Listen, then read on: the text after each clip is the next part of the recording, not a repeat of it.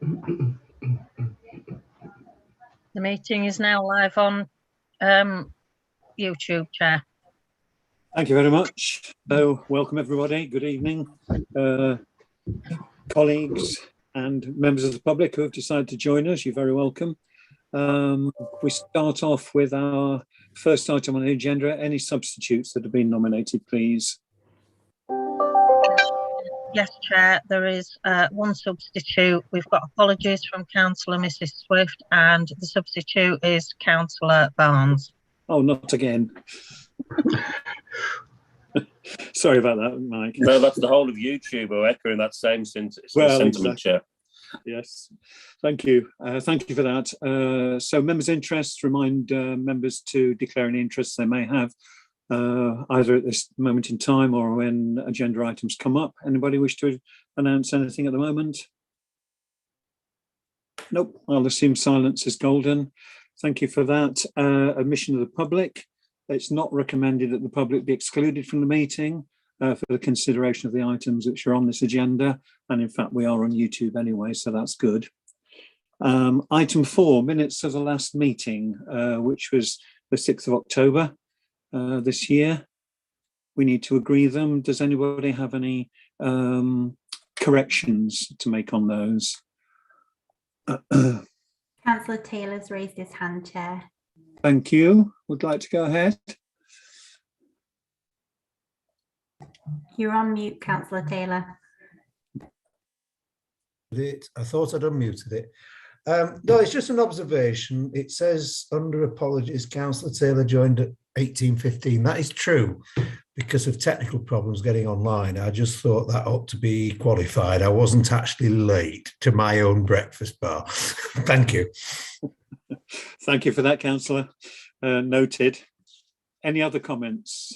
Or can we accept them? Would somebody like to propose that we accept them? Did I see a hand raised there somewhere? Councillor Metcalfe and Councillor Porritt, I think, Chair. Thank you, Councillor Porritt. Anybody like to second them?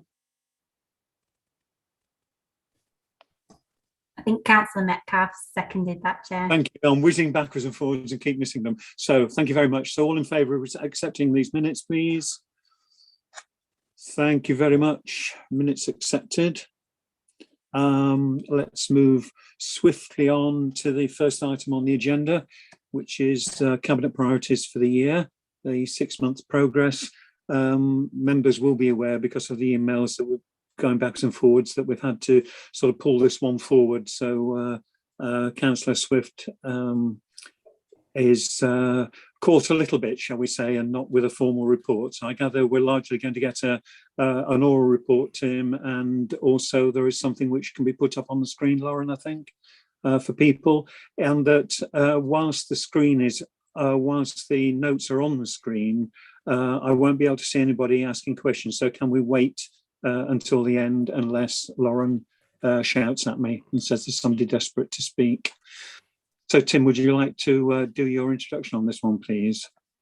Yeah, thanks very much, Chair, colleagues. Yes, so as you said, the 6 month priority report was approved by Cabinet in early June. So, of course, the 6 months runs out in December, and the formal report on progress against those targets, objectives, and priorities will go to Cabinet in early December. So this is a bit of a draft and preview and will be updated, but it's also an opportunity perhaps for the scrutiny panel to sometimes to help shape the way that that's reported back to Cabinet as well, if there's particular things that you feel we should be highlighting some more. I'll make an introduction, and I'll ask Robin perhaps to pick up one or two things on the later part of the report, or to make sure I've not missed anything that's kind of significant from a sort of senior management officer perspective as well. I don't know, Lauren, if we're able to put the... Yeah, no problem. I'll just load that now. Just bear with me a second. If you just let me know as and when you want me to go through it.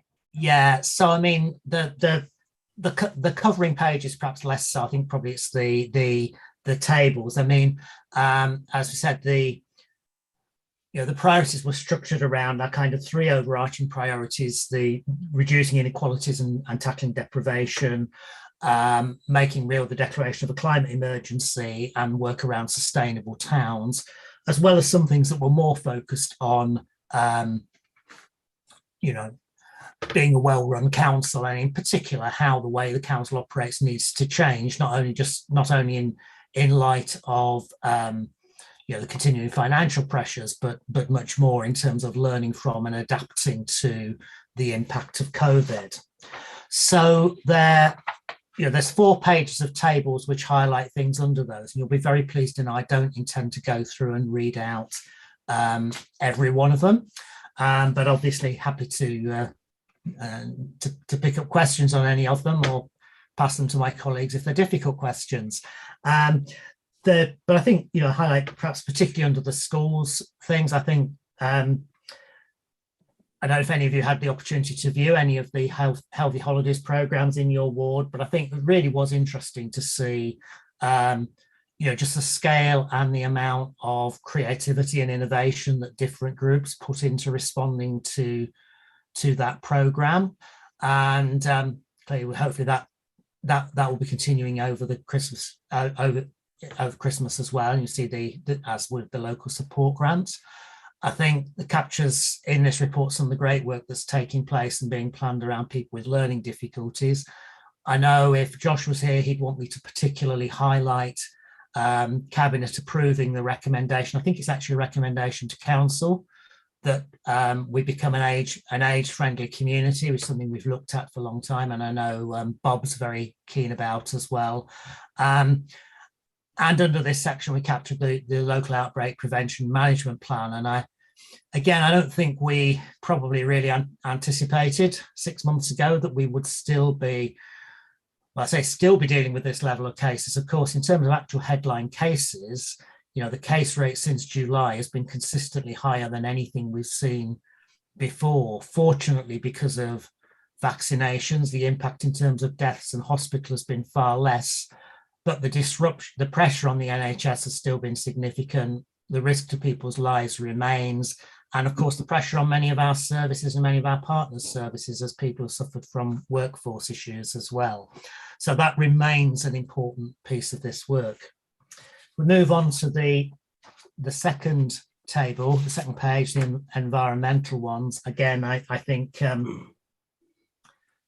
particular odds and ends. I was very pleased that you can sometimes focus on all the big things. Pleased that they talk about working there with the Friends of Beechwood Park around proposed cycleways. And I think there's lots of different examples of different small-scale initiatives people are pursuing around cycling and walking and healthy lives and active lifestyles that don't always get easily captured.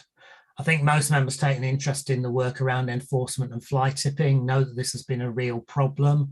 I think the new reporting system is starting to work, and I think we're particularly pleased by the prosecution of a very difficult and persistent repeat offender that took place recently. I'm hoping that we'll see the new mobile CCTV cameras helping to have a significant impact. We're very pleased with getting the grant for the public sector decarbonisation, and I think colleagues will be aware of the work that's going on at the town hall, for example, and Spring Hall and other locations. And a useful pilot project again around some work on insulation for low-income households. I do feel that the whole issue of how we make people's homes more energy efficient and how they'll be heated in the future really is one of the biggest challenges in terms of climate change. Our ability to do a lot about that out of our own resources is quite limited, but I think it is really important that we explore different approaches and that we've got models that will work, so that as resources become available, we're in a position to move really quickly with them. And that perhaps links to publishing the emission reduction pathway, which again, in broad terms, identifies that there are 3 big challenges in terms of carbon reduction, one of which is transport, which we talk about a lot, but actually space heating is the second most significant one, and then the more general needs of industry and so on. Moving to the third one, again, October Cabinet agreed the new cultural strategy, and alongside that, the Calderdale Creates cultural partnership is becoming established. Sorry, Ashley, do you want me to pause? Sorry. Okay, now carry on. I'll carry on fairly quickly. We were fortunate to get some funding for cultural recovery as part of economic recovery programme from Wicker at the end of the last financial year. There's mention there of progress on some of the big and important significant projects. And housing strategy that was agreed is coming to full council.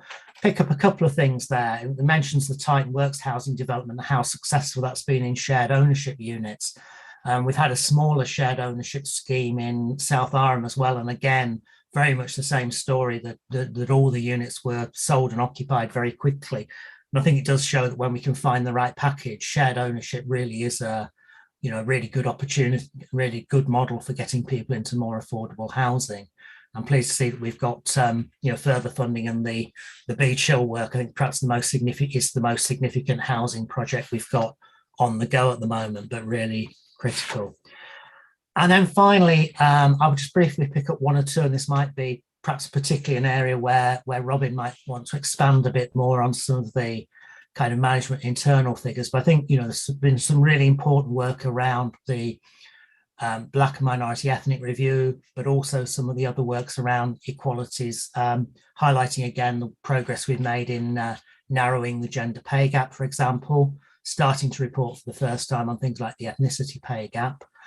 I know this panel's talked previously about some of the changes around office accommodation and office strategy, so I won't expand on those, but just to recognise the huge amount of work that's been done by Catham and the IT team throughout the pandemic and then beyond, as we look to change the way we work. And again, I think you have to go back and reflect on the scale of some of the changes that have been made at pace, really, on those.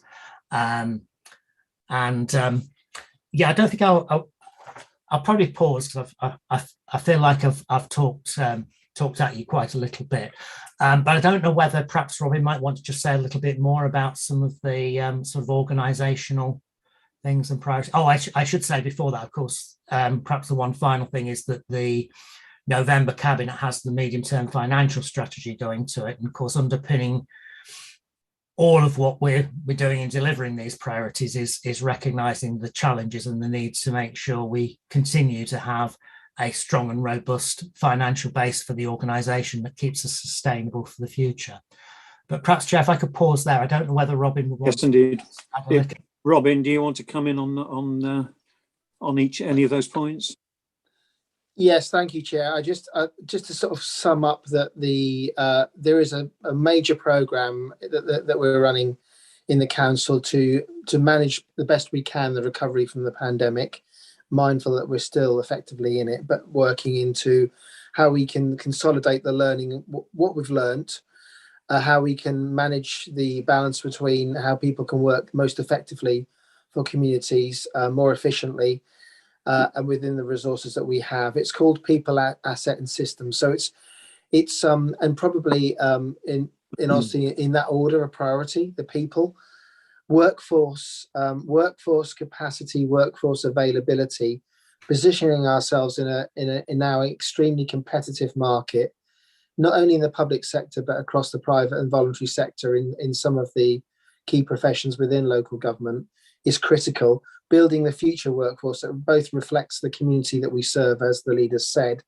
but also develops real career progression and makes us an attractive employer is critical now. You'll be well aware of the supply challenges in many sectors, but HGV drivers are one that's got a lot of priority. Social care, probably everyone is hearing about, as well as health. There are many other aspects of the work that we do where there is a real challenge to develop, recruit and retain the workforce that we need. Assets is really about the buildings working to support the purpose of the organisation better, and that we can all work in a mobile way. So whether it's from an office space, whether it's from frontline service roles in communities, whether it's from different office spaces in different parts of the borough, and also working at home, that we can work in all of those ways effectively and efficiently, and that the systems support that. So one of the things we are doing a piece of work on, which we will be briefing group leaders on in due course, is on the IT infrastructure. We need to do the job well, and we have invested in our IT, but it's a continuous investment that we're going to need to ensure that people clearly need both the IT, that they can best use, be mobile, work efficiently, but also that we support our communities to use IT effectively as well. So that's the key things I would say. I guess just to add to what the leader said, there's some real achievements in social care in an incredibly challenging environment. It's not explicit in this report because it wasn't necessarily in the plan, but we've had a peer review of our front door in children's social care, which as you know is probably one of the litmus test services for any local authority, and it was the only area that wasn't good or outstanding in the last Ofsted inspection, and that's been an extremely encouraging peer review from another director who's been to see us before 3 years ago. We are awaiting the formal outcome of that, but that will inform the conversation, what's called the annual conversation, which is actually a very structured review meeting with Ofsted next time we hold it. And it demonstrates that despite all of the challenges of the pandemic, we've been able to manage risk, retain staff, and efficiently support children and families in what is an incredibly complex safeguarding environment. Some of that directly due to the pandemic, as well as the contextual safeguarding issues that we've always had. In adult care, we've done some really good work around the relationships with housing and new extra care, but the challenges are extreme. We're probably in a position now. It changes every day, so this will be out of date from tomorrow. But we're running close to 1,000 hours short of the domiciliary home care support we need in our communities, and we have providers who are struggling to deliver the contracts that we are paying them to deliver, not because they don't want to deliver them, but because they are really struggling to recruit and retain staff. So that's a huge challenge for us. And we've just been in an hours-long meeting about this issue with other colleagues in West Yorkshire. So this is not unique to us at all. The other thing I'd finally say is that that we've been really concerned about the housing agenda. I think that the work that we've delivered, and thanks to Heidi and the team on both getting some of those sites up and running, finishing schemes like Titan Works, but actually setting out our strategic intent on housing, and importantly also separately homelessness for the next 3 years has all been achieved on target. So you'll know there are many challenges in the council at the moment. Some of it is about responding to what are entirely understandable concerns from the public about services, prioritising those effectively, delivering those within the budget we have. But I think the staff have done a really good job. The final thing I'll just say is that in the middle of COP26, there has been a lot of work done to sustain the resilience to flood risk. We've had the Mythe Royd floodworks open formally. We had the chair of the Environment Agency. We have had national media coverage in the last couple of days on the work with Natural Flood Management in partnership with Slow the Flow, who do brilliant things, over 700 leaky dams. We are doing a lot of work around our fleet, and we are changing our fleet to move towards more sustainable transport, supporting cycling and supporting alternative transport. And we're supporting community events and community learning, and we have a young person actually at COP26 this week representing Yorkshire on the role of young people in the climate emergency and the climate future. So there's a lot of, and we are in the carbon emission pathway. We are effectively leading a lot of that work at a regional level. So there's been some really powerful work done by the fact that obviously a lot of people are living with this as a very live risk. We did have our first flood alert last Friday. We're entering that time of year again. We hope and believe that a lot of the work we've done around flood resilience will protect our communities, but we know that we can't entirely negate that risk. That's probably the main things I want to say at this point, Chair, and I'll obviously take any questions. Thank you, Tim. Thank you, Robin, for that. Obviously, there's a very wide spectrum of objectives in this, in the cabinet priorities, and they are difficult to deal with in a sort of sequential way, perhaps. But maybe the best way for us to approach this in terms of our questions will be to look at each of the main sections which were in the front page of the report given to us by Tim.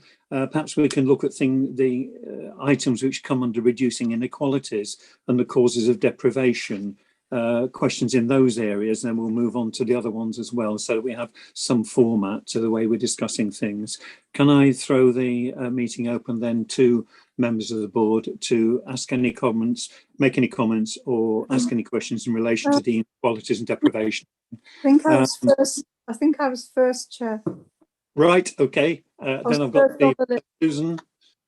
Yeah. Yeah, okay. Well, obviously, there's a lot on that list. I want to focus on two things which are very close to my heart. As an older person, I'll come on to that in a second. The first thing I want to talk about is housing, because although clearly it has to be one of the priorities, the truth is that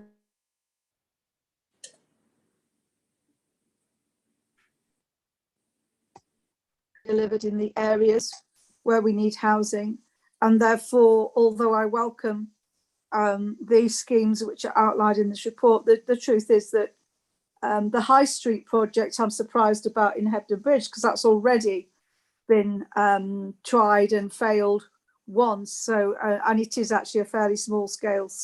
In the great scheme of things, these schemes, although they're fine, are pretty small scale, and yet the area, one area where we have a really bad shortage of housing is the Upper Valley, and this does seem to go on year in, year out, and we're not making enough progress on housing.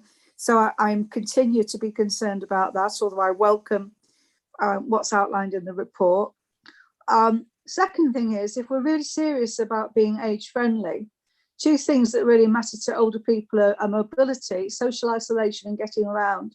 And yet, you know, there are parts of the country where, and Tim will know this is one of my hobby horses, if you live in London and you're 60 years old, you get free bus travel. We cannot be serious about, we can't be serious about being age friendly without lobbying and working towards getting some recognition of the fact that people over 60 have to wait till they are 66 now. They do not get free bus passes anymore. That limits their mobility, it limits their ability to see their friends, it leaves them isolated. And obviously it impacts on their already pretty low income, because the cost of public transport in West Yorkshire is absolutely dreadful. It's exorbitant, and it's way over what you would pay in some, you know, in London or somewhere like that. It's just not comparable. We will not get people out of their cars. Well, we won't get people out of their cars. We won't really make any fundamental change until we get a decent public transport system. So all these things have to be joined up. So it's all very well talking about dementia friendly and all the rest of it, but if old people can't travel anywhere, then, you know, they're being seriously hampered and encumbered, and I really want to see the council doing more about that. It's really serious. So, and finally, holiday hunger, that's great, and I'm involved personally in partnership working in a personal capacity, not as a councillor particularly, in several projects in Tomadan, but because of the cuts to the voluntary sector, those things are getting harder and harder to provide. So I just welcome some thoughts on those three things, really. Sorry if I've rambled a bit, but those are the three things. Thank you, Councillor Press. Do you want to come back on those at this point, Tim, Robin, or do you want to take a collection of comments and questions? Should I take a couple more? There was quite a few. Yeah, I think I've got a note of indeed. three. I think there will be. fair enough. Thank you. Stephen, I think you were next. Councillor Lee? I think it was Bob that was next, but it's okay. I think I'll pull rank over Bob and ask him to speak a bit later, if you don't mind. So please fire away as you're talking. I'll get back to you, Bob. Thank you, Chair. Well, I'm disappointed. I'm very disappointed. The important meetings that I've attended in business never have something tabled on the night like this. We had some meaningless documents put on the screen, impossible to read. Points were chosen from it. I didn't know where they were being chosen from. But the main point is, it's for me, it's very unprofessional to have done this. Now, that's not to say I sent Councillor Swift a message of good wishes when he was ill. I'm sorry he was ill. I realise it's very difficult. Time has not allowed us to do things the way we would want to do it. But this is a scrutiny meeting. Irrespective of what party we are, we're here to get the best for Calderdale and sensibly scrutinise what we're hearing. And unfortunately, all we've heard from Councillor Swift and the Chief Exec is all the good news stories that they wanted to volunteer to us. I like to get information beforehand. I like to formulate questions. I like to think about constructive observations I can make to make things better for this borough. That was just, for me, I'm sorry, a waste of time. And I think we should either take scrutiny seriously or we shouldn't even bother having these scrutiny committees, because that's just an insult to the members of this group. Such an important thing has been dealt with in that off-the-cuff manner. And I'm very disappointed with the leader and with the Chief Exec. I don't think I've got anywhere with it. Thank you. Okay, I hear what you say, Councillor Lee. What I would say is, in some defence of our leader and Chief Exec, is that this was brought forward, unfortunately, which meant that they had less time to look at things. I totally accept that we should have effective scrutiny. That's what we're here for.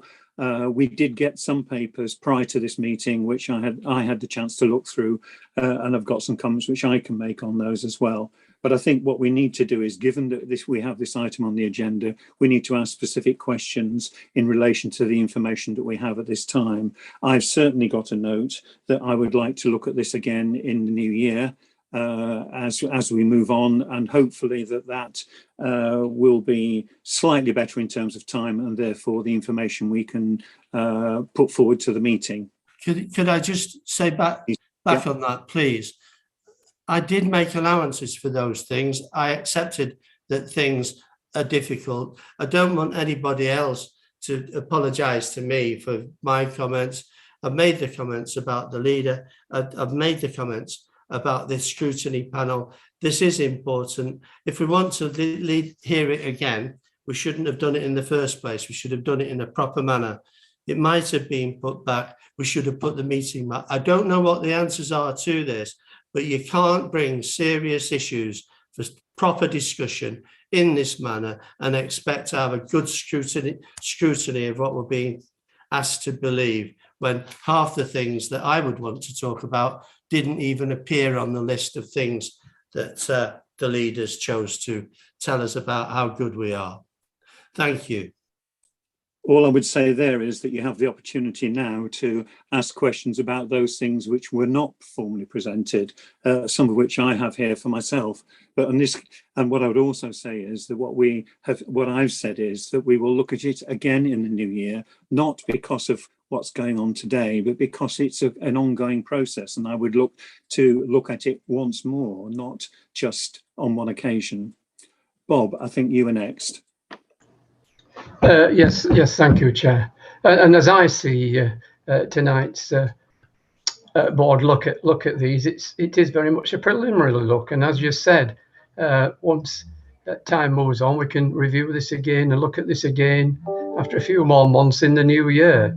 I appreciate this April to the beginning of November isn't a long time, But nevertheless, what's been outlined by Councillor Swift, by the leader, is the work it's got ongoing in quite a lot of these really key areas. And it's good to get an update on those at this relatively early stage in the life of working through on all these key priorities. So I don't think it's well worth this board noting and having a look through those and commenting on as we are doing. I mean, I pick one example, and I'm sorry, I do want to comment while they're there just on adult social care and one of the two things on that. And I think it's good. Some of the stuff I appreciate is good. It's good news to me. It's good news, for example, at the courthouse in Halifax is now opened. That's another really modernised accommodation scheme for people with learning disabilities, and that kind of thing is with a really good working with key partners, a really good track record of in Calderdale. I think we lead the country on these kind of developments, along with the partnerships that we have on this. So knowing that kind of information is really interesting. I expect it's not really a challenge because it's happened, and it's good news that it's happened. Just while I'm speaking in that area, there is one or two things. Obviously, after a few months, you can't expect everything to be reported on. But just want to flag up while I have the opportunity 2 other areas that's in the we are looking at in the priorities as a council. And Robin's already mentioned, and it was interesting to hear what he had to say about social care. Robin's already mentioned extra care, and I always like to flag up on extra care and any opportunity to get, because I know these are crucial schemes that we develop with partners and housing associations, and it's really difficult to get these up and running and moving on. And so, you know, we did agree that we would with Fernie Lee try to get a scheme up and running on that. So I'll be looking out for reports back on those kind of schemes later on. And we're still waiting, I think, for the railway view to actually open in Brighouse, which is it's a great scheme, but it has been delayed for the pandemic and its construction, all sorts of it. Although it's a very difficult site to develop on. And something very close to my heart, and picked up the comments that Councillor Press made in this area, particularly is and it's in the report but not being mentioned today, is the ongoing dementia review. I think that's been led with the partnership with CCG, the Calderdale Commissioning Group, and again, obviously, that it really is important, and be pleased to see how that develops over the next several months or so. So there is a really good things there happening, and of course we want to look at all the other areas. And it's a starter for 10 tonight, and we'll have the opportunity in later months to have a more structured review and as things are progressing, and make constructive comments, I hope, back to Cabinet at that time. Thank you, Bob. Councillor Metcalfe. Jacob, Councillor Cook, you were next on my list anyway. Would you like to fire away? Yeah, hi, good evening. A couple of questions for Councillor Swift. Notice that you say you've been successful in a bid for the Levelling Up Fund for Halifax Leisure. And I just wanted to ask, will that be used to improve the facilities and add deep water diving facilities? Because some extra money there has now become available. So I think the reason you say you couldn't do that before wasn't enough money there. So I wanted to ask that question directly to Councillor Swift. Question to Robin. He mentioned a large investment in IT. So I just wanted to ask, is that because of the council's new policy to keep everybody working from home? So are they now having to spend a lot of extra money on IT to make that possible? Would you be able to just answer that question? And then, well, if I may ask another question to Councillor Swift, just at the start of the report, it mentions reducing inequalities, and it says COVID-19 has shone the lights on underlying inequalities and intensified these. And I just wanted to ask, and then you said you're going to be working with, presumably with the people that have been more affected by COVID than everybody else. I wanted to ask Councillor Swift who these people are and why the council is just focusing on them and instead of working with and helping everybody. So why just focusing on that particular group of people, whoever they might be? Thanks. Okay, thanks, Councillor Cook. Tim, Robin, shall we come back to you on some of those questions now so we don't lose some of the content? Yeah. Tim, do you want to come back first? Yeah, thank you, Asher. I'll try and go through them in order, if I may. Susan, Councillor Press's questions, and first of all, about housing and so on. I mean, I suppose 2 or 3 observations. It's taken quite some time to get some significant housing schemes moving. That's the first thing to do. Would recognise that there's a lot of reasons behind that, and certainly, the partnership scheme with Together Housing, for example, hasn't, it's taken longer to get going, and that's why I mentioned the Beach Hill schemes. I think that's such an important part of that. Most of these projects have all sorts of different challenges. I do understand the concerns about affordable housing in the Upper Valley. There are, big challenges to that. Clearly, when we first looked at the local plan, there were good reasons for not releasing much in the way of greenbelt sites in the Upper Valley, because they're not simply greenbelt, but also high in terms of landscape value, and of course big challenges in terms of accessibility and hence sustainability. But then you have the added challenge, particularly in places like Todmorden and Hebden Bridge and along the valley, that many of the potential brownfield sites have challenges in terms of flooding, and therefore are difficult to release. And Susan and Sylvia will know some of the difficulties that's creating with different schemes. So it really is quite challenging. I think I forgot the name of it, the scheme in Hebden that's talked about coming back. Yes, that did get some initial problems. I know the Land Trust is looking at how those can be addressed and bring it back, hopefully in a more form that's more likely to get support and sustainability, but really recognise the challenges there. On the buses, obviously most of the real driver around buses and public transport is something we share and deliver through WICA rather than individually.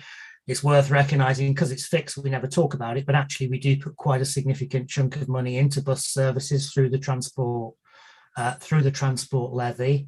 And already the bulk of that actually then effectively goes to the national concessionary fare scheme, because although people talk about it as a national scheme, actually it is largely funded through the council tax now contributions now. The Mayor just last week published the Combined Authorities bid to the government's bus services improvement programme, and that sets out the priorities. And we know, in terms of vision, we know what we need. We need much more regular and dependable services. We need better buses, more environmentally friendly. We need a regularity of service. That means that it's a real option for people to use them instead. And we need simplified ticketing systems as well as lower and affordable fares. Those are all really big challenges, but those are recognised in that plan. And I hope what we will see is the revenue support that's needed to make that possible, rather than simply the capital, which is where a lot of the infrastructure investment has gone. I think Councillor Lee, I simply say, I note your comments. I'm sorry that you're disappointed. I don't think there's much further we can do to change that. I think this is an opportunity for people to pick up and question. I think people did have the cabinet report sent out with the paper, which set out the original 6-month priorities. So I think people were aware of what the original 6-month priorities were. I think that for what I say is that the fact that both the chief executive and myself here demonstrates that we certainly don't treat scrutiny with any lack of seriousness or importance. Bob, I think the more comments are largely comment and agree. I think the courthouse scheme is great, and I think that gradual progress, which started very much in your time as a portfolio holder of developing a mix of different accommodation within Calderdale, home settings for people with learning difficulties has been tremendous. And you know, it's one of those things like extra care that once you get it in place is actually a bit of a win-win, because actually it's more affordable in terms of the council budget, but it's actually better for people as well, rather than expensive external accommodation. And finally, Councillor Cook. So the Levelling Up Fund, we're waiting for the specific detail of the funding bid and what the conditions are. And as soon as we get confirmation of those, we'll be looking at what the implications might be in terms of what's deliverable and the timescale. Do bear in mind, though, that Levelling Up Fund does require us to get the project delivered within a particular timescale, but we will be looking at what's feasible and making sure that the scheme that's delivered with the money is the best possible. Right, I've lost track of. Oh right, yes. Sorry, I couldn't read my own handwriting for a minute. The inequalities point, you kind of gently slipped from one point to the other. So absolutely. So yes, COVID clearly highlighted inequalities. Good examples of that was that, you know, as we know and was reported, people from particular ethnic minority populations were much more severely affected at various stages. People in particular types of occupation, people on low incomes, people living in households in multiple occupation were more affected, but also people with other conditions as well. So, for example, it only became clear later through the extent to which people with learning difficulties and other disabilities were much more vulnerable. So, of course, we're going to look at those things and do them there. But, you know, to go from saying we will make people a priority to saying you're going to ignore everybody else, that's actually not correct. You can have priorities but still have universal services as well, and getting that balance right is what all councils try to do. I think what the whole of the public sector try to do, to strike the right balance. But actually often also understanding different needs and different inequalities actually ultimately benefits all of us.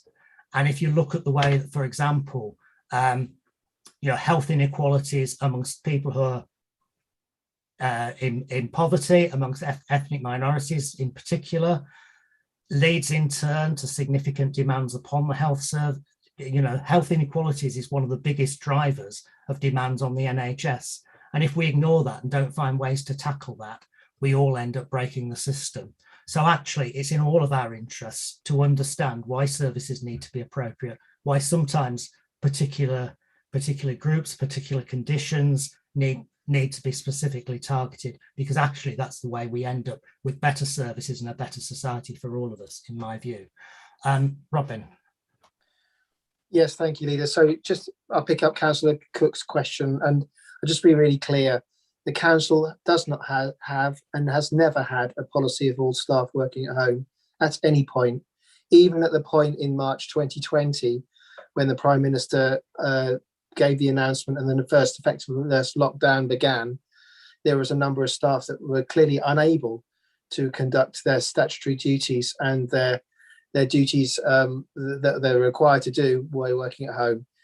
After from just over a year ago, it got to the point where probably around 35 to 40% of staff who were able to do their job at home of the council workforce, so less than half, retained the ability to work at home.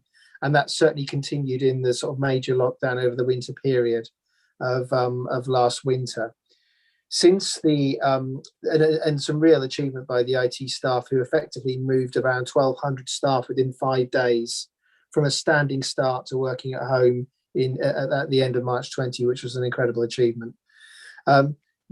Since the summer and since some of the changes in the restrictions having been lifted, we are looking to now mobilise the ability to work at various settings. So as what I said earlier was the ability for staff who can undertake their work at home to be able to do so for most of the time, for staff who need to be in office environments to be able to do so, but also staff who can work in other environments within the council estate. So that includes Elland Library, it will include a Hebden Bridge Library, it will include the hub at Todmorden Town Hall, and it will include another hub at Brigg House as well. And it'll be about making use of any council facility. So the IT investment, yes, will support the ability for people to be able to work wherever they can work, which is very much what you would expect from a modern employer seeking to support digital working.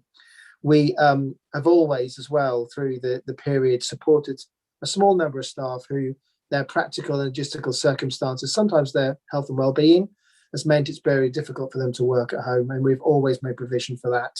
And we've had dedicated occupational health support for those staff.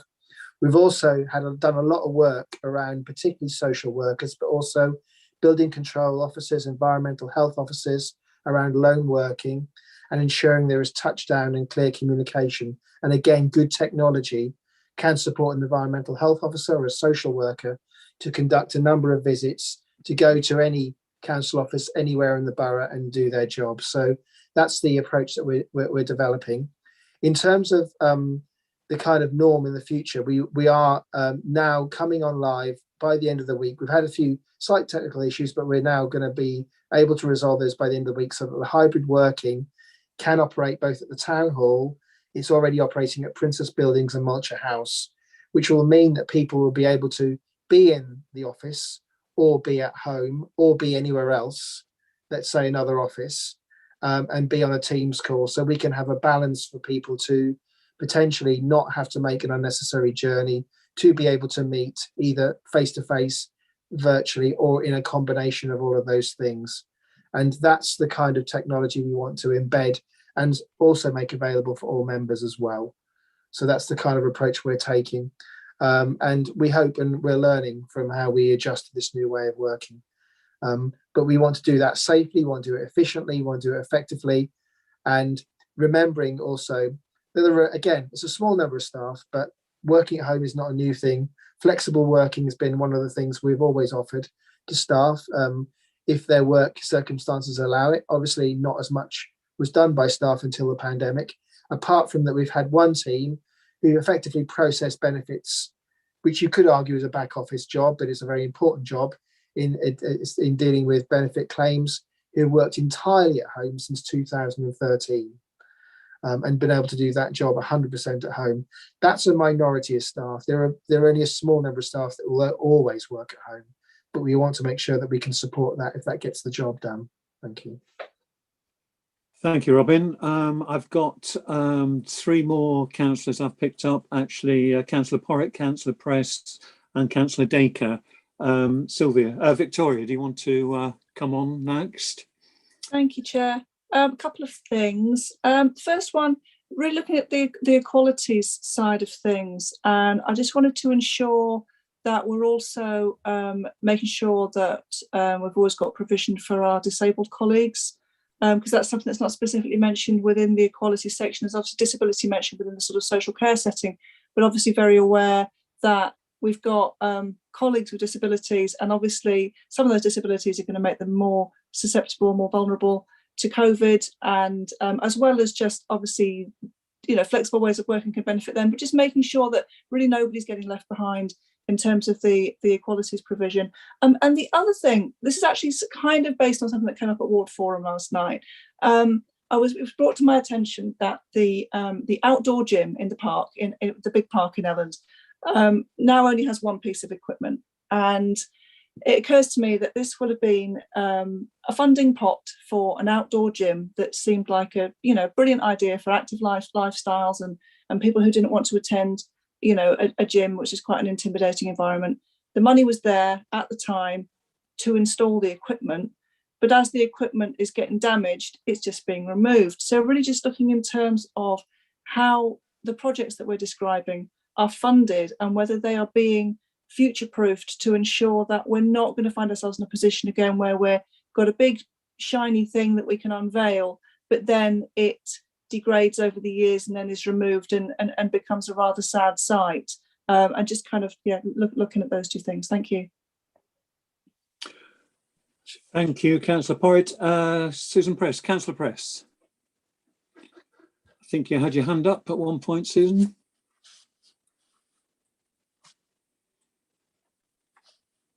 No, I did have my hand up, but not for this round. No, Okay. yeah. Thank you. Didn't want to miss you.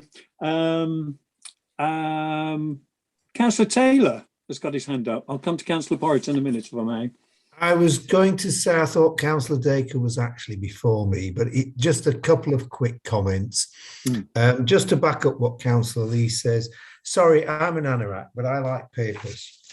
And the report I got was item 8 that went to Cabinet on the 7th of June.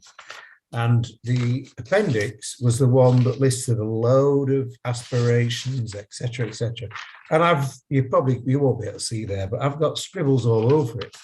Then at 12:15 today, I get an updated pre-seed version with highlights on, which of course Councillor Swift and the Chief Exec have addressed. But I'm with Councillor Lee here. I've prepared questions on issues on the paper I had. Then at the 11th hour, I get another one. And unfortunately, I did have to go out this afternoon. Sometimes as retired people do have to leave the house. So I didn't really get to see it until about 5 o'clock.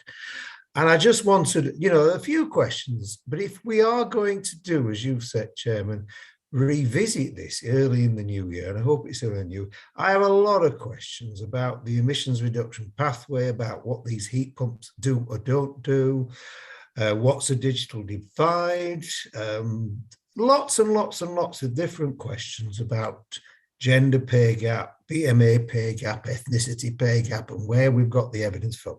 So I'll leave it there. All I'm going to do now, like I say, is comment, but I am disappointed that what I got today online was nothing like the one I'd already got in the post. Sorry, I went and picked it up from the town hall. Sorry, I didn't cycle or walk. I think I walked. So, I just want that point noted, please. Thank you. I'm sure it will be noted, Roger. I think you're perhaps being a bit, dare I say, pedantic there, in that there's nothing stopping you asking those questions anyway. And answer them now. That's the important point. Nobody's saying you have to ask questions on the specifics that Councillor Swift and Chief Exec Tuddenham mentioned clearly, as they're going to say the good things. Of course they are, aren't they? And I'm not being nasty there. They're going to say the good things. There's nothing to stop us asking questions on the other things. In fact, I've got a whole list of them myself.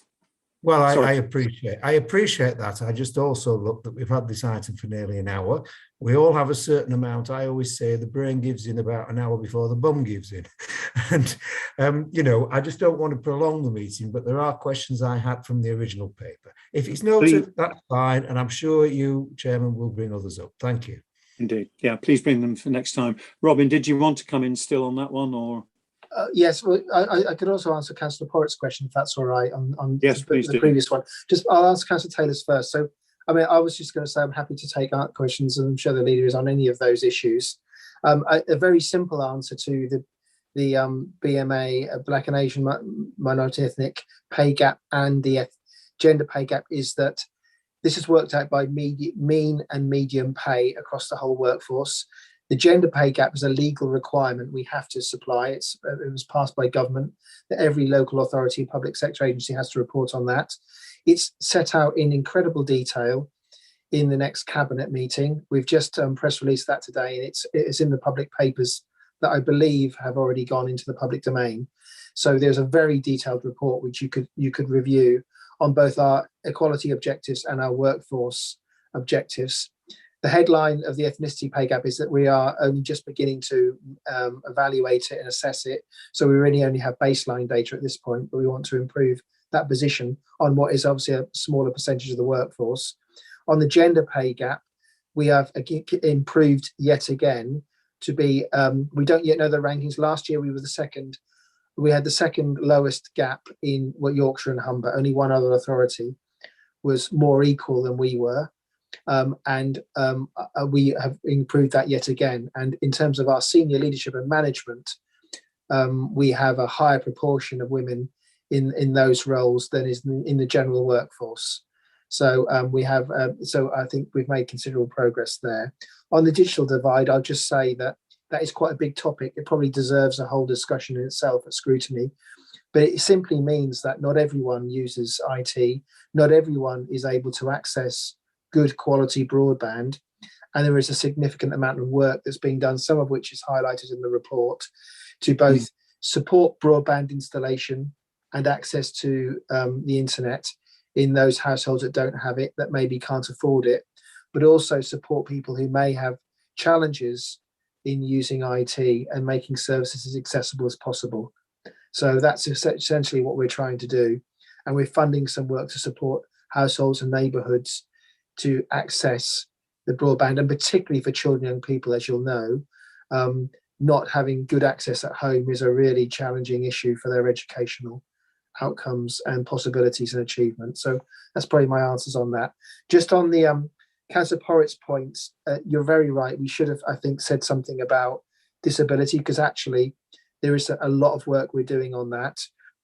As well, we now have a disability network of staff, which is led by one of our real rising stars in the workforce, who works with us to ensure that when we're making changes to both buildings, to information, to recruitment campaigns, to workforce development support, to staff and well-being, that we attend to disability issues. We've done a lot of work around our estate and making it accessible. A couple of other things we're particularly focusing on is invisible disabilities. People assume that disability, often that disability is something that either people will say is an issue for them or is obvious. It often isn't. And so we're doing a lot of work to support our workforce that have invisible disabilities. We've done significant work with those staff who were clinically extremely vulnerable and had long-term conditions. We continue to support them to work in a safe way and work with them through occupational health support, but also good links into primary care and health. So we really take that seriously. We have a legal responsibility, but it's a good thing to do as a good employer. So on the Elland issue, I wasn't aware about that outdoor gym, but I'll look at that and take that away and follow that up as an issue. Thank you, Chair. Thank you. Councillor Dacre, you've had your hand up very patiently for a while. Would you like to come in at this point? Thank you. Well, the first thing I just wanted to say really was partly following on from what Councillor Taylor was saying about not wanting to extend the meeting. And I think my understanding originally, when I was aware that the priorities were going to go to scrutiny, was that each scrutiny board had effectively had mapped out for it which were the priorities that were for them to scrutinise. And in fact, what we've got here tonight is a shortish report which covers all of the priorities, which is clearly really unmanageable almost in one meeting. And again, you, Councillor Evans, touched on this, how to manage the questioning about it. So I'm assuming that some of these other issues are going to be dealt with in more depth in the appropriate scrutiny panel, as well as here. And the other thing I just wanted to say was a little more on the IT investment. And I think one of the first things I wanted to say was that had the council not taken the decision to invest in 365 before the pandemic hit, and without knowing the pandemic had hit, the council would have really struggled to provide its services when everybody suddenly had to work from home. It was still an enormous effort to get everybody, all those who had to, working from home, but it simply wouldn't have been possible to the same degree without 365. And I think that just shows how every organisation nowadays, and one like us where many people across the borough rely on us, we have to be always looking for what improvements we need to make to our IT. And it's not just the things that you're aware of that you use every day like 365, it's all of the other things that we have to do all the time, putting documents on the cloud to make them more secure, having backups that can deal with the ransomware attacks, so that we might be in a slightly better position to recover if we were so unfortunate just to suffer from one. And of course, all the other cybersecurity provision that we need. So there's huge areas within IT that are absolutely crucial to the proper running of the council. And whilst obviously the council wants to be agile and wants its officers and staff and members to be able to work wherever, it's about an awful lot more than that, and it always has been and always will be. Thank you, Councillor Dacre. I don't see another hands up. Councillor Barnes would like to come in, please, Chair. Right, okay, thank you. Sorry, Councillor Barnes. Far away. Okay. That's okay, Chair. I know my place is substitute. I think welcome, I think partly to Metaphor City in the next couple of seconds. I was going to start by revealing my ignorance, but Councillor Dacre, which is probably rare for a politician to reveal their ignorance, but Councillor Dacre has suitably educated me on that point. But I think the point that I would bring is that we are in danger through this committee of potentially reinventing the wheel that other scrutiny committees are doing. And I think we need to be very careful of our coordination as to what those scrutiny committees are doing, and if this committee is going to act as, shall we say, the central coordination or overriding committee that looks at this in totality, we perhaps should be asking the individual other committees to report into us once they've done their reports and identified that, and that would then stop any so-called cherry picking of good and bad news on this report. So I think we just need to be a bit careful that we aren't reinventing the wheel through this committee, and perhaps need to coordinate better with the other scrutiny committees on that. Thank you, Councillor Baines. Yes, Barnes. I know I'm the substitute, Councillor Evans, but you know. My apologies. Okay. Yes, so I take a number of those points. I have one or two points for myself. One of my hobby horses in relation to these sorts of reports is target dates. You know, by when are we going to achieve these things? If they're open-ended, we can keep saying we're working on them. But I really, and I know sometimes with some things, I know we've had COVID and all those sorts of things, but I think some form of target date for achieving whatever is set out in a programme of action is an important one. And then we can measure performance against that, or understand why it has not been achieved for various reasons. So I would like to see some dates set against objectives. Sort of following on from that, another little hobby horse of mine is that whilst we have this document, which is very detailed and very complex, and we're going to get reports back on each aspect of it, one of my concerns is the lack of a cabinet forward plan. And I know that's a separate document, but we don't seem to have a forward plan, which doesn't help us as a scrutiny committee to scrutinise what is coming up or plan for what is coming up in order to do that. So please, can I put in a request that we have more detailed cabinet forward plans, which is really part of what we're talking about here. We certainly have a huge number of items on this report which have not been referred to, either because they're not worth cherry picking, to use Councillor Barnes' comment, or because work has not happened on them yet. So I would like to think that certainly by the time we get to the meeting in the new year on this subject, that those items will be referred to, and we'll get a report back on each of those items as and when it happens. A couple of specifics from my point of view. Crime rates is an important issue for a lot of people. We are, as I understand it, 16th out of the 20 boroughs in the north in terms of our crime prevention or crime problems. We are reputedly, Halifax is reputedly the second most dangerous major town in West Yorkshire. Those are areas which we should be looking at in here and looking to work on. On a very specific level, we're talking about inequalities and people getting into work. One of the things which has been referred to me on a number of occasions recently is that those people with disabilities who are in work, and that's great, bus travel, they can't get free bus travel until after 9:30, which isn't very practical if you're going to work in most cases. So a very specific little one there to look at perhaps.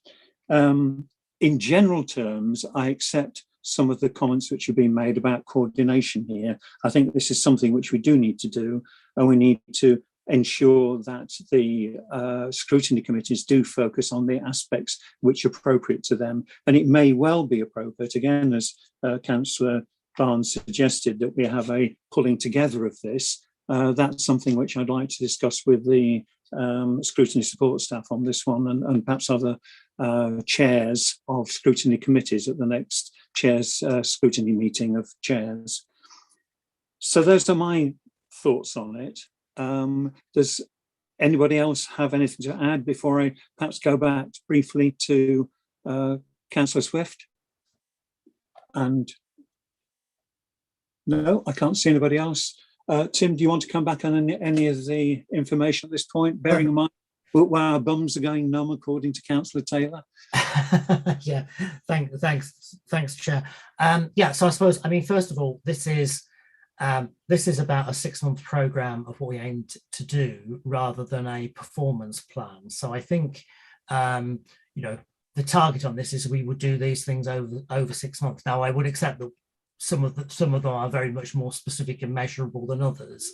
But I think when you talk about 1 or 2 things in there, I think they're more things you would have in a performance plan rather than in, and of course we do have the performance report, and I think that comes here as well, rather than the 6-month plan, if I may say that.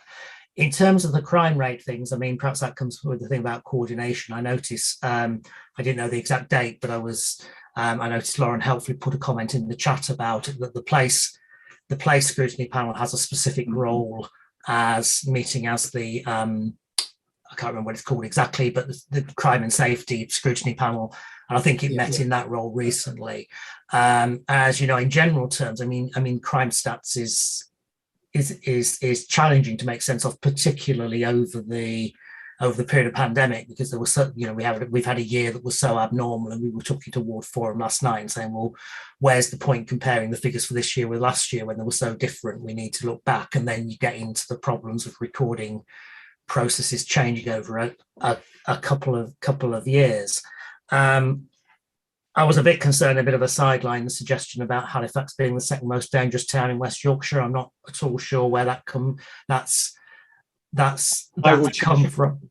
Perhaps we should, pick that one up back there. Obviously, you know, we have some really good stuff in terms of the nighttime economy. I'm aware, you know, there have been some very well, you know, some unfortunately very well publicised incidents on social media recently, but actually it's quite hard to those to get a real feel of what the scale of it is. But I'm sure that's something, you know, we'll certainly want to look at.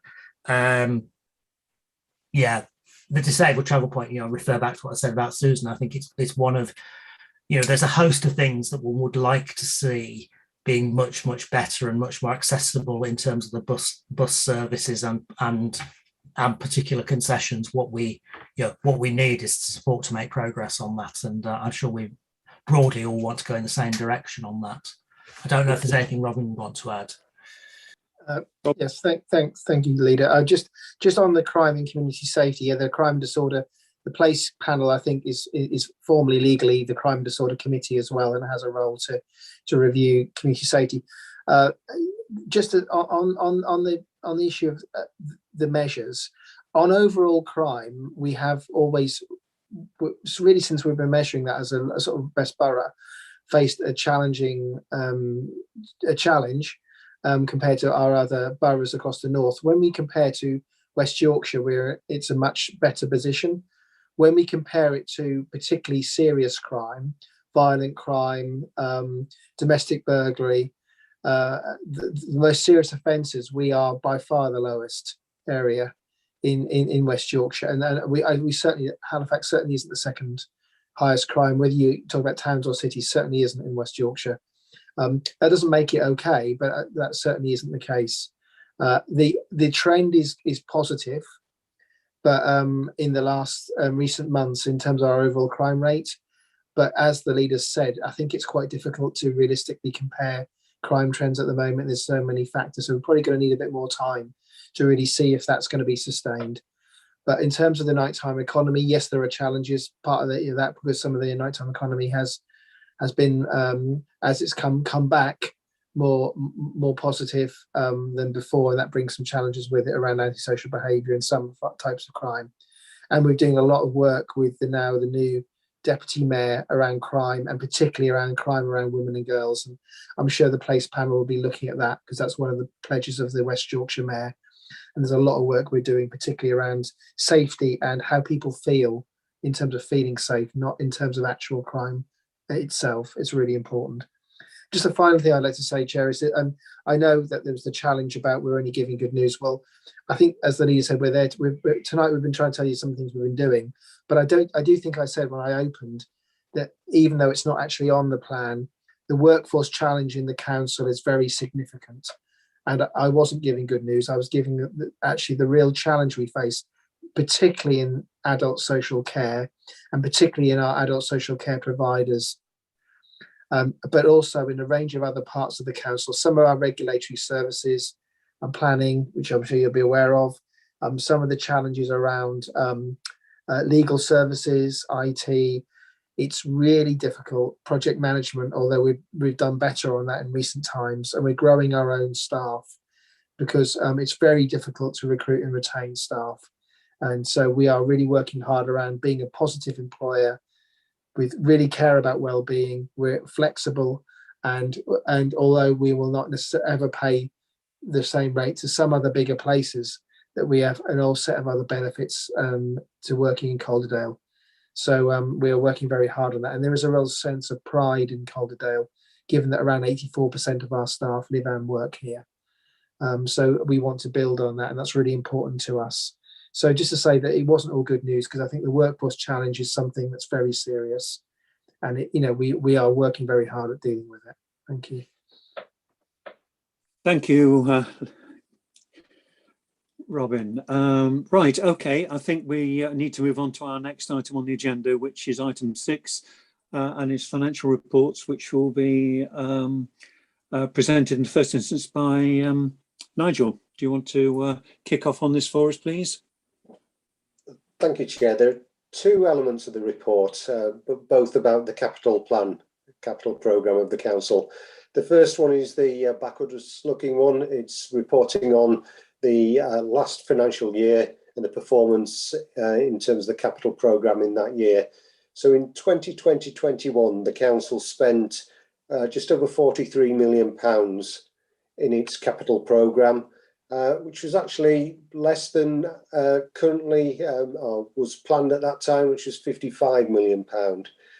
Now, that's not to say that that's an underspend against the capital programme. It isn't. It's just really the timing of particular schemes within the capital programme, very difficult to actually anticipate, particularly the larger schemes where it might depend upon land purchase, for example, or the development and design of those schemes.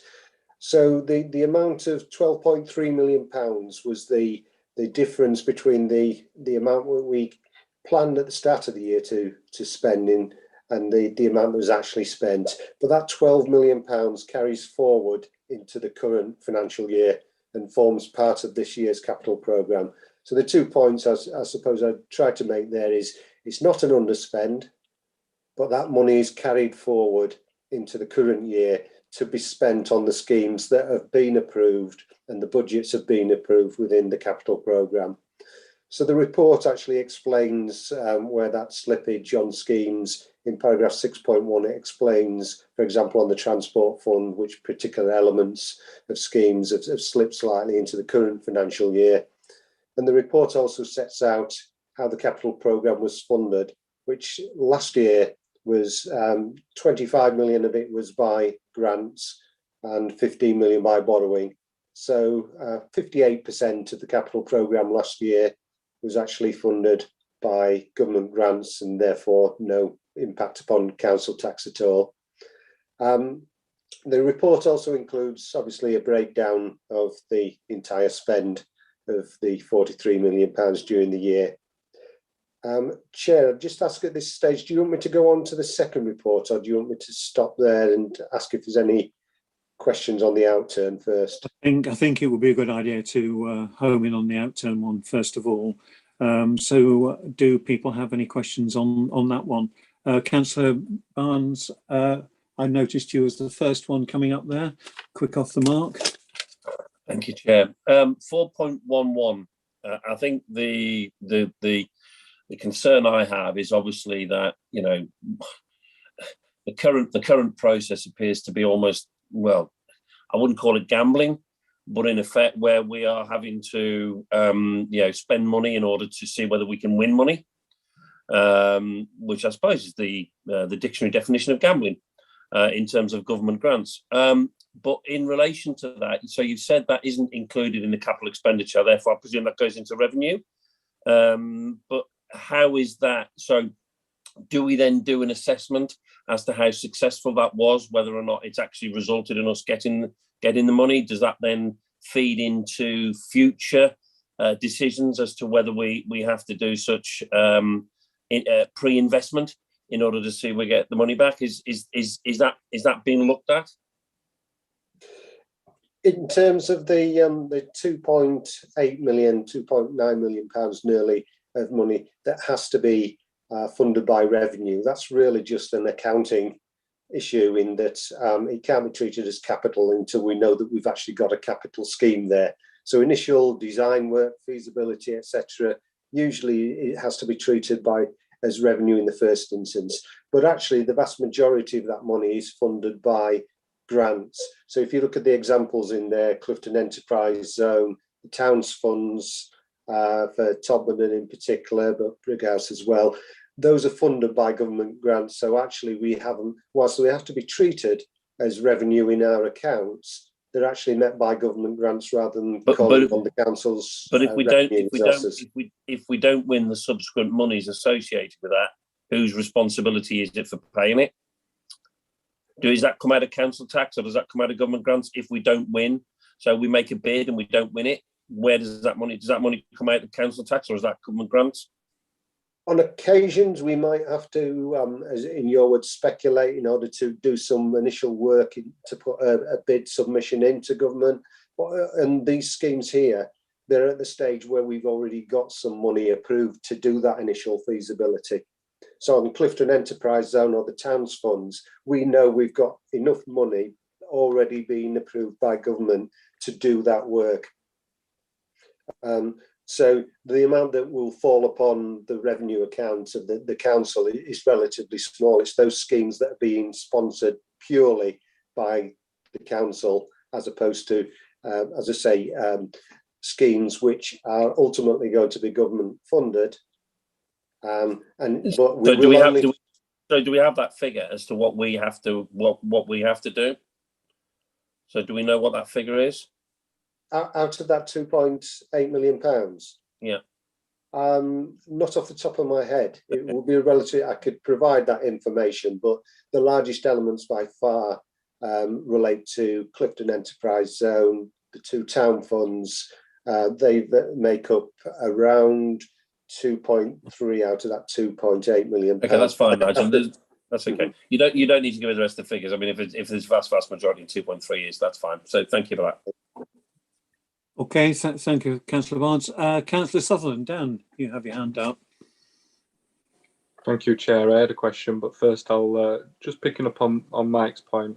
We are increasingly, even outside of Capital, seeing that bidding into government is becoming increasingly the game, or perhaps even bidding into Wicker on some occasions. And this is the reality that the government is creating. So I do think it's worth us giving some consideration at some point as to what the council's bidding strategy is. What is our hit rate? Do we need to invest more in people writing bids because it's actually producing a good return for us, or do we need to scale it back, or should we focus in other areas? I do think it's becoming an increasingly big part of all parts of the public sector now, and it's one that we need to give an eye to. I just wanted to pick up on the street lighting upgrade programme. Obviously a really successful programme, and it's a fantastic piece of work by the council that's producing financial savings as well as carbon savings. I'm noticing that there's a variation of over 2 million. So, but the work says it says that the work's pretty much completed. Does that mean that the work has come in under budget, or what is the situation with that? And then the further question would be the investment that's proposed. Would that meet the same criteria of the overall programme, which is that it recoups the cost with the savings that are produced? Yes, Chair, if I may just address that question then. Yeah, in terms of the street lighting LED, the £2 million that's referred to is purely slippage from one financial year to the other. So effectively, we anticipated that more of the spend on the street lighting project would have been completed last year. £2 million of it slipped into this year. The whole scheme has been now, I believe, completed within budget, and the energy savings are paying for the investment that the council's put in terms of that particular programme. So the scheme has been completed within the budget that's been approved by council. Does that answer your question, Councillor Sutherland? It partly does. So from my understanding is that whilst the money was carried forward, the work's actually been completed in this financial year. And my follow-up was just about what the plans are for the remainder of the spend. Is it a relatively small amount when we're talking about the wall-mounted brackets and the wooden portals? I'm guessing that's not the 2 million figure; it's a fraction of that. No, that 2 million effectively is being spent in this year now. The work that's outstanding now will be relatively small scale and will be partly around things like addressing any issues that were outstanding as a result of the programme, going back and basically replacing anything as necessary. So it will be the retentions that's due on the programme now. Okay, thank you for that. I've got a little question on 414, which actually refers to the need for staff retention, and really asking a question whether this has impact on what is going on within the directorates in relation to that. It's actually saying that must attract and retain staff with technical expertise at a time when councils are competing for resources and so on. Is that going to be a problem? Is that something you can answer, Nigel, or should it be? Robin might want to come back on this, but I think it's really what he said earlier about the fact that there are various council profession services that are struggling in terms of retaining and recruiting staff. Project management, I think Robin mentioned there that actually we've been relatively successful recently because we've been trying to grow our own staff because there's such a demand there. I think the problem will become possibly greater because of the amount of investment that's going on, the capital projects. But at the moment, project management, we're managing in the main to actually recruit and retain people because of the work that's been put in internally within the council to as Robin said, to grow our own, really. So we don't foresee it as a problem in terms of achieving the objectives on these programmes. I mean, Robin, did you want to come in on that one? It's always a risk, Chair. I mean, there are some parts, I mean, local government's a very diverse set of roles, isn't it? And if you're going to be a social worker, then you're most likely to do that in a local authority, although you could do it in a charity. But nearly all social workers will be in a local authority. A project manager can work in the private sector, in all sorts of types of roles, can work at a regional level, can work in local government, can work for civil service. You know, there is a whole range of options for someone with a set of project management skills. But it's real testament to Rob Summerfield, actually, who recognised this issue, worked with HR colleagues around 3 years ago, and has created a pipeline of talent and new staff in, and has retained some of our really experienced staff. So at the moment, I think I'm confident we can deliver, but we cannot be complacent, Chair, and we have to keep developing that grow your own programme, ensuring people get the specialist training, and then really give them the sort of level of ability to do the rewarding projects and challenging projects that we need to deliver for Calderdale. Okay, thank you for that. Any other questions on this particular report people wish to raise? We've got Councillor Lee and Councillor Metcalfe, please, Chair. Thank you. I mean, yeah, so I don't know who was first. Who was first? Councillor Lee. Councillor Lee, fire away, please. I've been looking at my notes whilst you've been raising your hands. Fire away. Thank you, Chair. Just a question for Nigel regarding paragraph 415. And this is where we're considering the 35% of the borrowing, that's £15 million, will be prudentially borrowed. And the terminology used there is, it says, it is worth noting noting that a significant proportion of the prudential borrowing costs will be funded, etc. As you know, Nigel, I don't like approximations. If you could, after this meeting, could you please give me a breakdown of what that exact proportion could be? You know, significant could be 51% or 99%.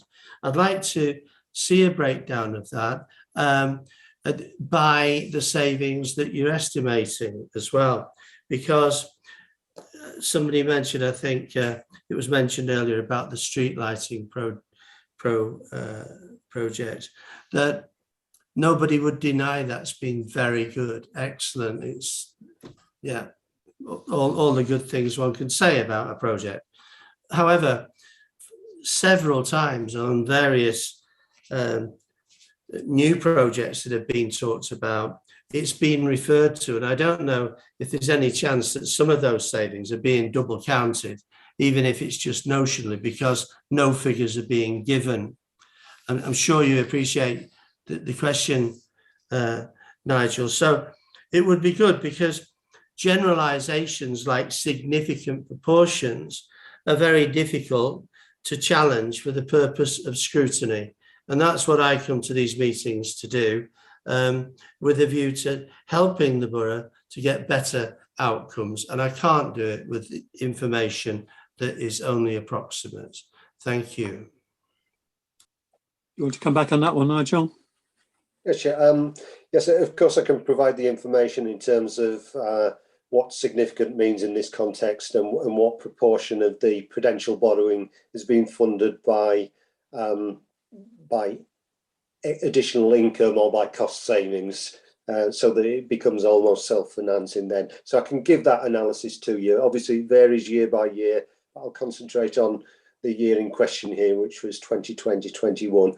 I suppose the other point I would make is that every scheme in the capital programme has to be approved by council, and therefore when we put forward a business case for something to be included within the capital programme, it will give a breakdown of the total amount of prudential borrowing required and how much of it will be financed by savings or by additional income that will be generated to pay for that borrowing, and how much will fall upon the council and its own revenue budget. So I just stress that point, that all that information is within each business plan, but quite clearly I can pull that together for the last financial year just to show exactly how much of the borrowing is being serviced by income that's being generated from those schemes, as opposed to those that the council has to fund in order to take that scheme forward. So I will provide that information. Thank you. Is that okay there, Stephen? Bob? Yes, that's fine, Chair. Thank you. And thank you for that, Nigel. I must point out, I think you've just said it at the end, that some of the projects are never projected to make savings either. So there needs to be a balance, I think, of the ones that are not doing us any favours in terms of a financial return, alongside the ones that give the savings. And I do think that the savings on the street lighting have probably been used up the number of times I've heard how good that is and how much we save on it. So that was the main query that I had, and I thank you for your answer. Good. Bob, you had your hand up a little while ago.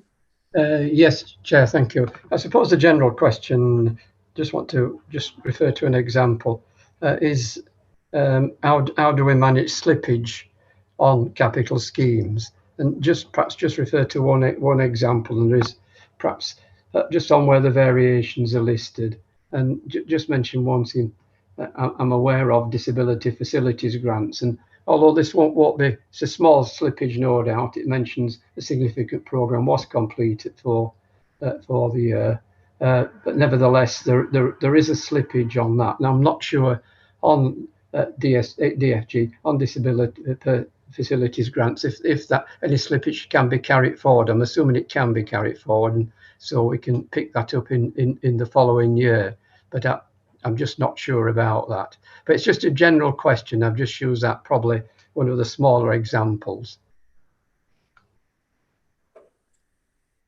Chair, if I may respond on that. Yes, just to confirm that the any slippage on the disabled facilities grants is carried forward from 1 year to the next. So there's no actual loss of money to the council. It clearly is just slipped from 1 year to the next, but the SAT is simply carried forward. That is the case, I think, in all these schemes. Clearly, if there was some particular constraint upon grant funding, for example, that said it had to be spent by 31st of March in any particular financial year, then we would endeavour to make sure that that is the case. Otherwise, though, on those occasions, then there's the potential to lose money. But in this case, the money that we carried forward, you see in the capital programme for this year, is exactly the same money that's been, as I say, has slipped from 1 year to the next. I think perhaps also what Councillor Metcalfe was referring to in a more general sense was perhaps, are there robust plans in place to manage slippage in other situations? The example that Bob gave was relatively small amount of money, but is there a formal process for managing them? There's a project team or project manager for each of the projects within the capital programme. And part of their role is obviously to try and deliver those schemes both on budget and on time, and wherever possible. So they will endeavour as soon as they can, as much as they can, to actually make sure that we're not having to slip from 1 year to the next, that we can deliver on time. It's usually some external factor, whether that's something around purchase of land, as I said before, or design work taking longer than anticipated, that influences that. But the individual project managers will report on that to say, well, okay, there may be some slippage. We always look, as I said before, at whether there's a danger, any risk that money has to be spent by a specific date, whether services have to be delivered, a project has to be delivered by a specific date. But the project managers individually will look at those and try and ensure that they meet, wherever possible, the plan, both in terms of budget and timescale. Yeah, because you need a good heads up on that, don't you? You need to be forewarned. If things are slipping, then you want to know whilst they're slipping rather than when they've slipped. So it's just important that we have that process in place. We don't find out after the fact almost. Okay, any other questions on this particular item, or shall we ask Nigel to move on to the second one, please? So the second report, which went to Cabinet recently, was on in terms of the first capital monitor for 21-22, but it actually covers the 3-year period. So our planned capital programme over the next 3 years is 136 million at the moment, including 90 million spend in the current year. I made a point within the report that actually that figure will grow, because the approach we take is that we only recognise things within the council's capital programme when they've been approved by funding agencies. For example, primarily I'm thinking there of the combined authority. So our total transport fund is over number of years is likely to be £200 million, but clearly in the capital programme, the council's capital programme at the moment, we only recognise it when we've got the funding through the assurance processes of the combined authority. So as I said, at the moment you say £136 million, that figure will grow as the combined authority and the transport fund schemes continue to be developed. So I think that's worth bearing in mind when you get future reports, which might perhaps say a different figure to that 136 million, because those schemes might have been developed even further. In terms of the schemes within there, there's a full list that will be developed over the next 3 years. And the funding profile is actually quite different to last year's, so that 108 million out of that 136 will be funded by grants. So that's 79%, whereas borrowing is 23.7 million planned at the moment, which is 17%.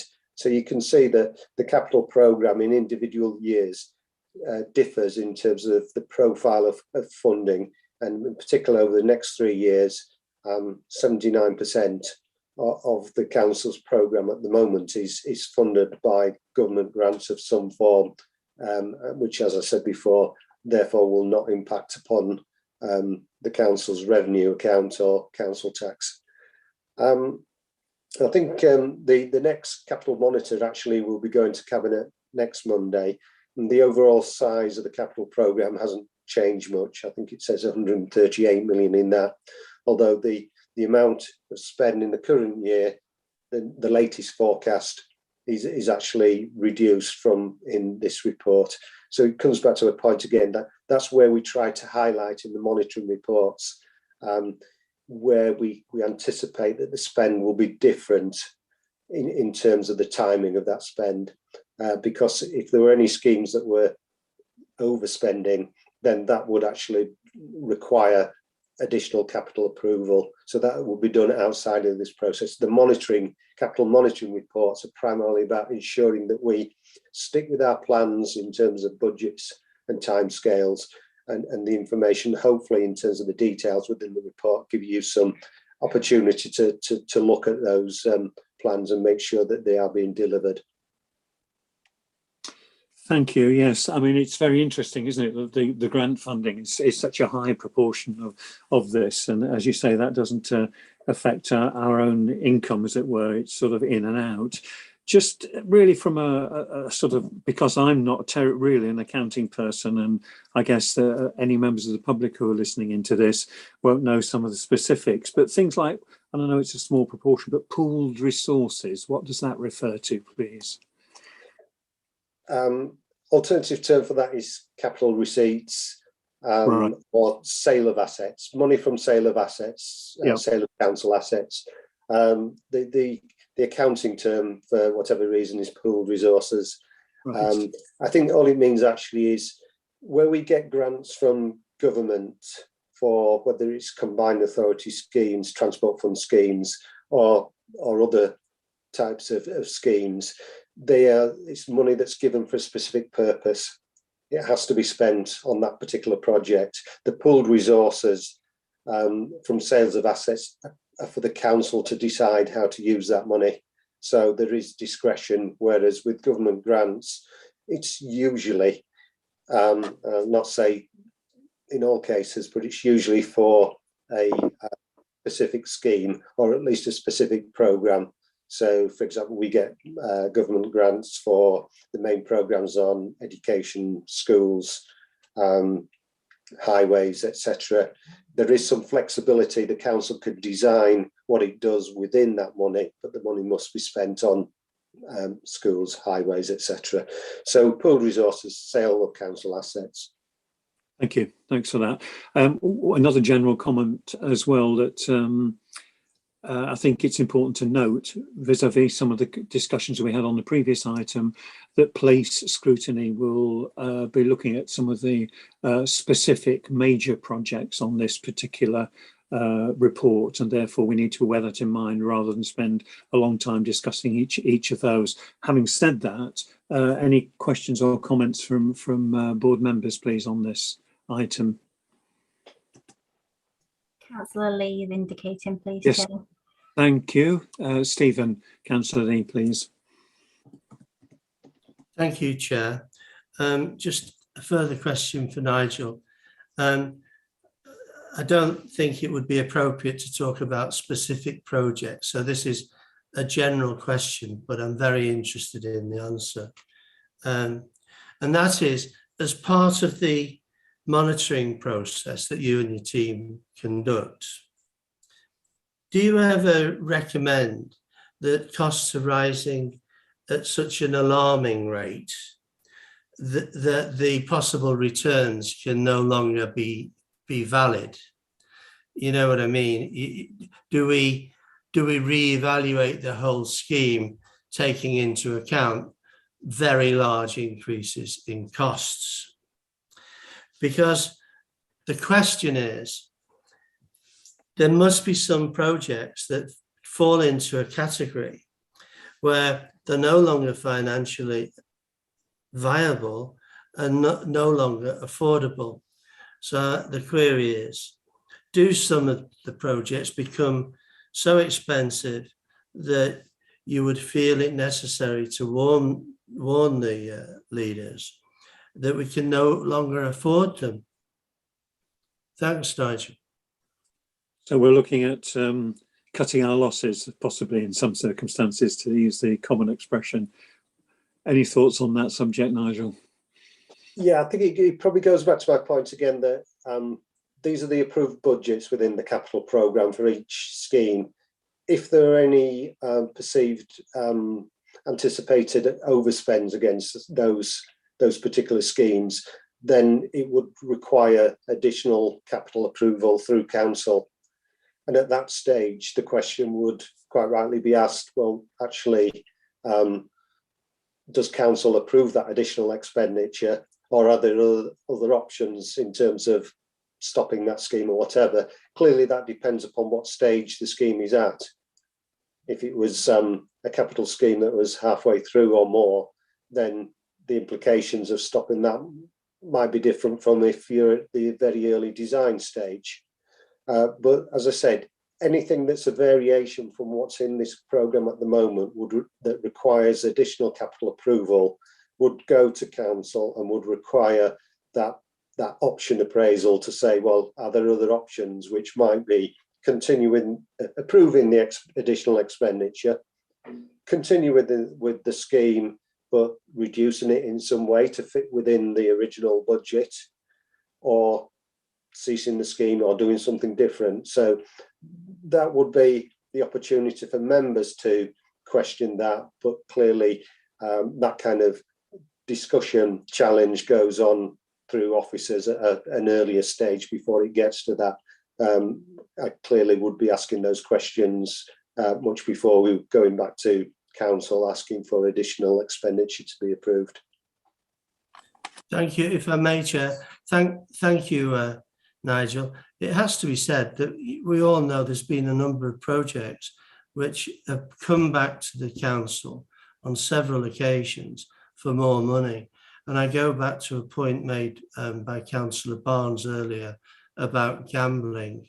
I think the more sophisticated we can determine trends in the way that these costs are rising, so that, you know, if those trends continue, where we will be without having made some more down payments, might be worth looking at, because just like playing cards, I don't know, poker or something, if you keep putting the money in, you have a larger and larger vested interest to keep going.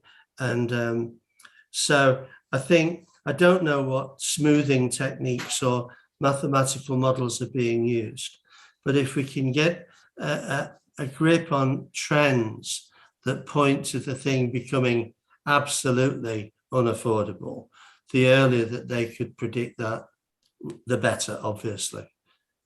Thank you.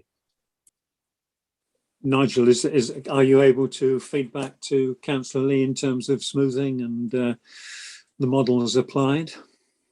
Yeah, well, I suppose what I'd say on that is, yes, I mean, it's always useful to look at the start of the inception of a project as to what the trends might be. And we all know that clearly construction costs are increasing quite rapidly at the moment.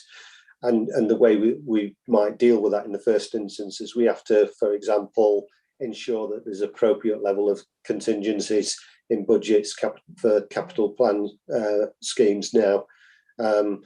That contingency through experience is probably going to be more now than it was previously. Clearly, you don't want to spend that money if necessary, but it comes back to the point about trying to anticipate at the start of the project that what the level of risk and the challenges might be in that project, and ensuring there's an appropriate level of contingency to try and mitigate that risk. So it's understanding the trends in the market. It's about covering that off by appropriate levels of contingencies, and then followed by the appropriate levels of project management once you actually start the schemes to stick within budget wherever possible. Thank you, Nigel. Any further questions from people? I think you've got away reasonably lightly there, Nigel. So thank you for that. Thank you for your descriptions and answering of the questions, and also retrospectively thanks to Councillor Swift and Chief Executive Robin Tuddenham on the previous item. I don't think I did thank you on there, my apologies for that. We move on to item 7, which is the work programme. Lauren, do you want to lead on this one? Yeah, I can do, Chair. Just to say that the version members have got in front of them is the most up-to-date one. You'll remember at the last meeting we mentioned possibly building in an item on equalities in the new year. Councillor Evans and Councillor Metcalfe had an initial agenda setting meeting with Zora and Jackie. So taking into account their comments, we've sort of built an item in there for the new year for members to consider and agree. And then just to say, following on from this evening, we'll look at bringing an item on the Cabinet Priorities progress back in the new year if members would like that, and possibly taking into account Councillor Barnes and Councillor Evans' comments, breaking it down by board. I can work with Mike Lodge on that to make sure that we've got all the work streams going to each one. I think that will be good. Thank you. Any questions, comments on in terms of the work programme that you have, board members? Councillor Lee. Thank you, Chair. I just wonder if we might be able to get a written report for the report that was given earlier today, with a full analysis and a proper report, maybe at the next meeting, because I do think it's very important to be able to look at what's being said beforehand and being able to make constructive comments. Thank you. So we're talking about a line-by-line response in relation to the original document and our progress on each of those lines. That's, I think, is what you're asking for, is that so? No, I'm asking for the report to be produced in the manner in which the leader and the chief exec wish to report it, and it's sent out before the meeting, not changed, and gives an opportunity to analyse it. Yep. Okay, fair enough. Point taken. I think, Bob, you're trying to attract attention. Just to query, isn't the report going to Cabinet next month? We brought it forward. I thought it was going to Cabinet in December, so there will be a Cabinet report available next month to cover the points that Council. Hopefully, will go some way to cover the point that Council Lee's. Hopefully, they will. Yes. I don't think we want to try and duplicate what Cabinet's already got on their agenda.